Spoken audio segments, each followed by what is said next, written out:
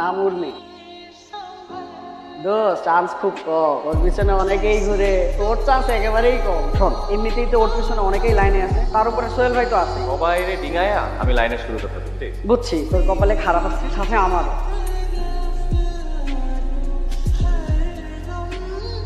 কি হয়েছে? হাঁপাইতেছিস কেন? বাইরে অনেক রোদ তো, এই কারণে কিছু না। তাড়াতাড়ি গোসল করে খাই নে, একটু পরে তোর মামার ওইখানে যাবো। বাড়ি কই? কে লাগে কি তোর?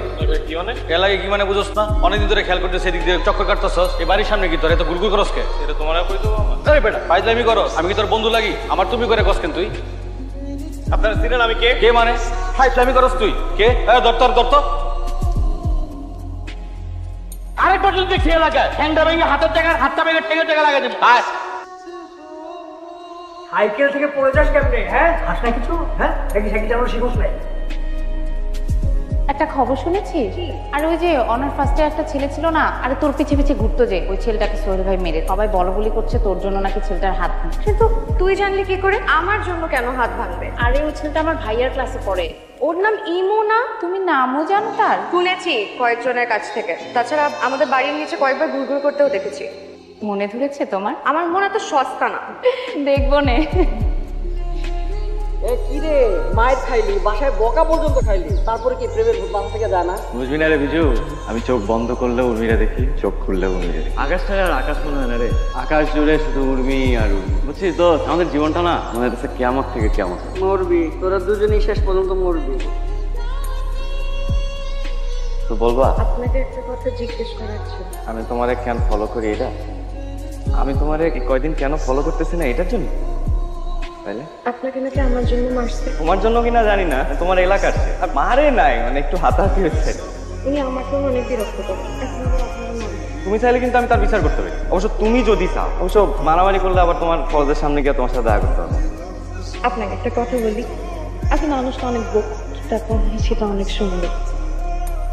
আমি তো কেউ দেখলে আবার অসুবিধা হবে। উর্মি, তোমার হাসিটা আরো বেশি সুন্দর।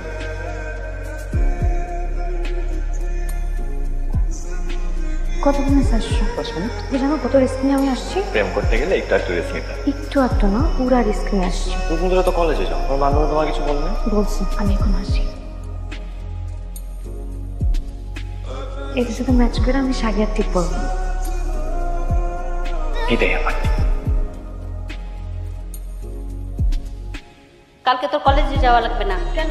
তোর চাচিদের দাওয়াত করছি। কাল আবার কি উপর?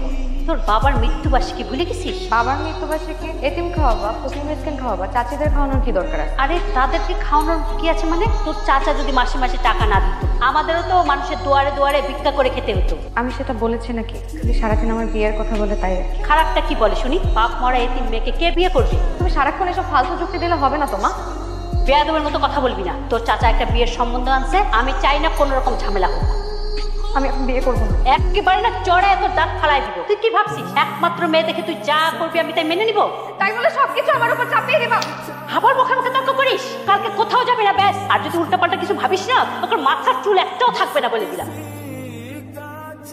বিজু ভাই, ইমু ভাই কোথায়? কেন, ও তো কলেজ আসতেছে না 2-3 দিন ধরে, কোনো সমস্যা? আরে অনেক বড় সমস্যা। উর্মিকে ওর মা চাচা মিলে জোর করে বিয়ে দিচ্ছে, 2 দিনের মধ্যে বিয়ে। বলো কি? হ্যাঁ, আপনি একটু তাড়াতাড়ি ইমু ভাইকে খবর দেন। আচ্ছা ঠিক আছে, আমি ইমুকে বলতেছি, কিন্তু তুমি কিন্তু ওই দিকটা একটু খেয়াল রাখো। হ্যাঁ দেখতে আপনি যান। ঠিক আছে। বিজু ভাই কেমন আছেন? ইমু কোথায়? ভাইয়া তো বাসায় নাই, আব্বার সাথে বাইরে গেল। কেন, কিছু হইছে? ইমু আসলে একটু বলো যে জরুরি আমার সাথে যেন দেখা করে। কোনো সমস্যা বিজু ভাই? না, ওরকম কিছু না। তুমি একটু ইমু আসলে খুব জরুরি ভাবে বলে আমার সাথে যেন দেখা করে, ঠিক আছে? কই তুই? সারাদিন ধরে তোকে খুঁজতেছি। আরে আমি তো আব্বার নিয়ে বাইরে গেছিলাম। লিপির সাথে ক্যাম্পাসে দেখা হয়েছিল, ও বললো উর্মির কাকা নাকি উর্মির বিয়ে ঠিক করে ফেলতেছে। আজকে তোমার আসার সময় হলো। আমার কপালে তোমার দেওয়াটি আমার জন্য সবচেয়ে বড় আশীর্বাদ। তুমি যখন আমার ঝাপটে ধরো, তখন আমার সবচেয়ে নিরাপদ মনে হয়।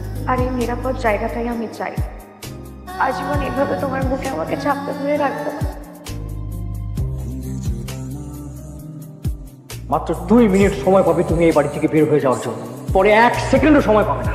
তুমি একটু শান্ত হও, সব ঠিক হয়ে যাবে। এমনিতেই তোমার প্রেশার বেশি। সে কথা তোমার ছেলে বোঝে? বাড়ি থেকে বের হয়ে যেতে পারো, বের হয়ে যাবে। মা, আমার এখান থেকে চলে যাও। আমার জন্য যখন এত অসুবিধা। না, তুমি একা যাবে না।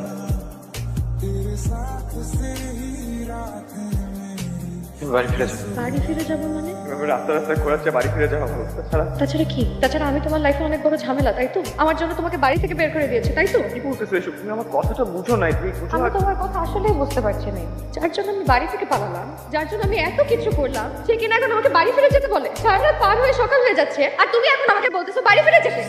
আমি আমার কথা ভাবছি না তো। কার কথা ভাবছো? তোমার বাবার কথা? তোমার মায়ের কথা? আমি তোমার কথা ভাবছি। তোমাকে এভাবে কষ্ট দেখতে আমার ভালো লাগতেছে না। কষ্ট হলেও তুমি আমার সবই মুখ। আমি এখন আর বাড়ি ফিরে যেতে পারবো না। তুমি আমাকে ফিরিয়ে দিও না প্লিজ। তার চেয়ে বরং আমি মরে যাই। আমি মরে গেলে কারো কোনো সমস্যা হবে না, সব ঠিক হয়ে যাবে, সবাই ভালো থাকবে। এর থেকে বরং আমি মরে যাই। কি ফালতু কথা বলছো তুমি? মরে গেলে সবকিছু সমাধান হয়ে যায়? তারে আজকে মরলে কালকে কেউ খেয়াল রাখে না, এইসবে কোনো লাভ হয় না। যে মানুষটা আমাকে তার সবচেয়ে নিরাপদ আশ্রয় পাবে, তাকে আমি কিভাবে মুক্তি দিব? আমি তোমাকে ভালোবাসি, আর ভালোবাসার অর্থটা না অনেক বড়, অনেক বড়, এত বড়। পারবা তুমি? এত বড় জায়গা ছেড়ে যাইতে পারবা তুমি? তখন যদি আমি মরে যাই